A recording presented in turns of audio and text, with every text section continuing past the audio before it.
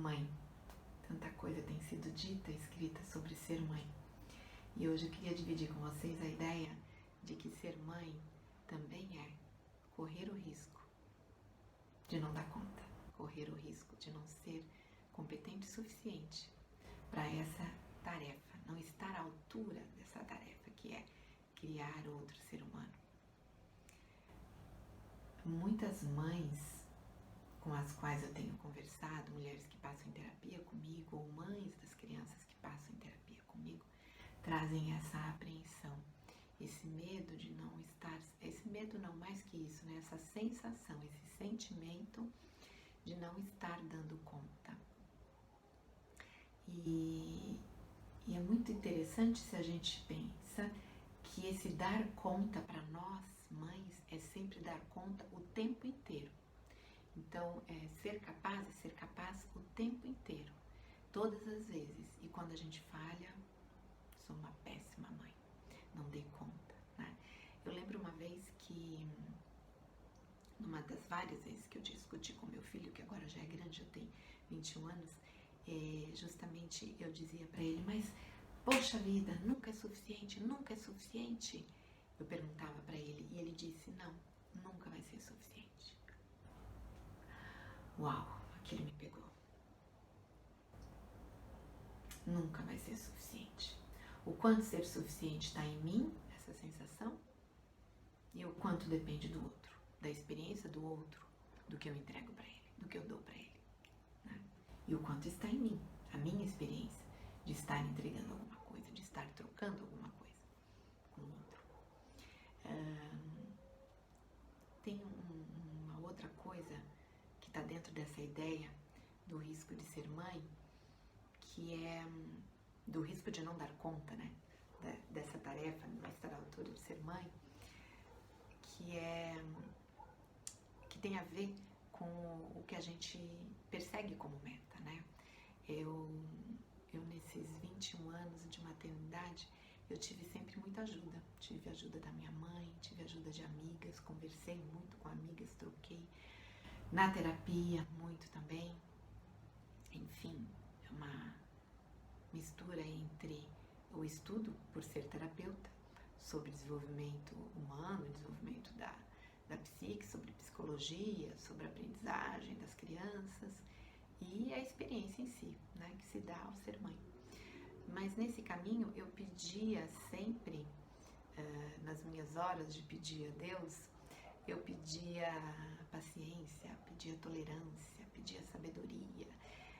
Eu fui evoluindo e comecei a pedir para enxergar o que eu precisava enxergar.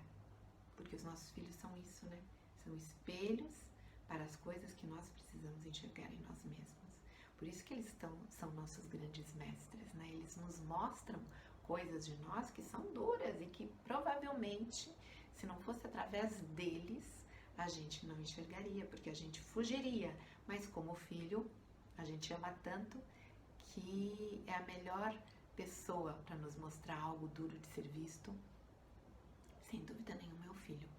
Mas nesse caminho de que eu preciso ser, como eu preciso ser, será que eu tenho que ter mais paciência, mais tolerância, mais sabedoria?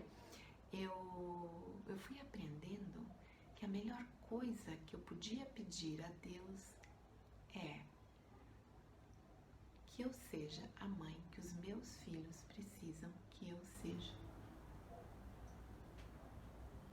E isso é dinâmico, que depende da fase do meu filho.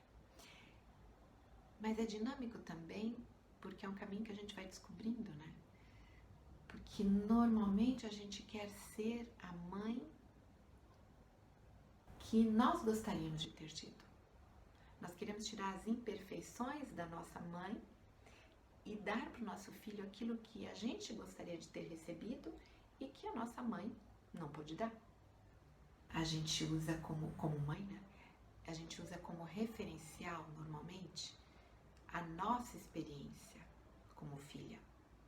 Então eu vou olhar para a mãe que eu tive e eu vou querer repetir aquilo que foi bom para mim e fazer diferente naquilo que eu não gostei, naquilo que eu acho que não foi bom para mim. Então aí é que eu quero ser a mãe que eu gostaria de ter tido, que eu julgo que seria bom para mim, teria sido melhor para mim. Quem sabe teria me economizado terapia, né? Ou seja, é sempre o referencial da minha experiência como filha.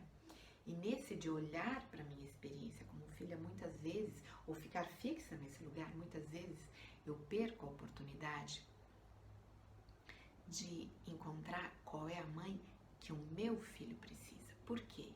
O meu filho é muito diferente de mim. E que bom, né? Não é só porque ele tem uma mãe diferente da mãe que eu tive e um pai diferente do pai que eu tive. Não é só porque ele vive num mundo diferente do mundo que eu vivi na idade dele.